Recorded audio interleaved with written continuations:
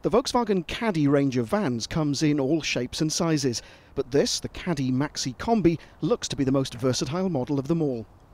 At first sight, you'd be forgiven for thinking that the latest Kombi is just a facelifted version of the previous model, but under the skin the two are very different. Unlike other Caddy models, just two 2-litre diesel engines are on offer, both using Blue Motion technology. Our test vehicle had the lesser-powered 102 PS engine, while there's a 150 PS version available if you need the extra grunt. Lifting that huge rear tailgate reveals a load area of 1.6 cubic metres that expands to 4.1 cubic metres by removing the rear seats. Talking of which, the front pair are just as you'd find in most Caddy vans, but it's the row of 3 extra seats, one on the left and a pair on the right, that make the Kombi so versatile.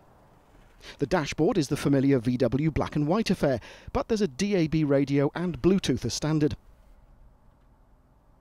On the outside, the vehicle's exterior styling now echoes Volkswagen's car range, and that gives a hint as to what's going on under the skin as well.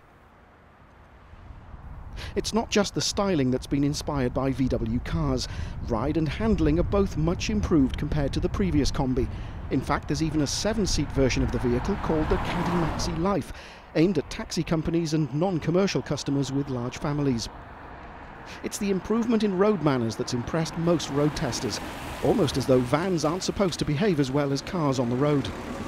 VW's build quality speaks for itself, even if the plastics aren't the latest soft-touch variety, thanks to the need to stand up to everyday wear and tear.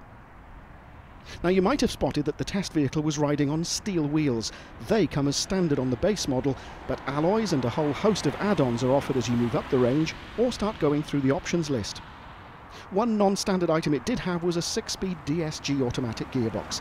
The manual box with the 102 PS engine is a 5-speed affair, while a 6-speed manual box comes with the more powerful engine. Unsurprisingly, fuel economy is better with the manual transmissions, returning around 60 or 55 mpg, depending on which engine you opt for. Both the automatics should return the same 54.3 miles to the gallon. Both engines are Euro 6 compliant, as you'd expect, and both use AdBlue to keep emissions down. In terms of usability, there are sliding doors on both sides of the vehicle, while you can either fold all 3 of the rear seats or remove one or both in order to accommodate long items. There's a full-length rubber floor from the front through to the cargo area, and there are 4 tie-down rings to secure any loads. 4 exterior colours are available as standard, including white, while a further 11 metallic and pearl colours, including honey orange and viper green, are options, so most company colour schemes can be catered for.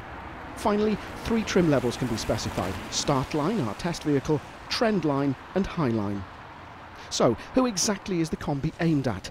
Well, to be honest, a whole range of buyers, from self-employed tradesmen who can still use the van to take the kids to school, to contractors who need to move personnel as well as materials. That's what makes it potentially so attractive to such a range of customers.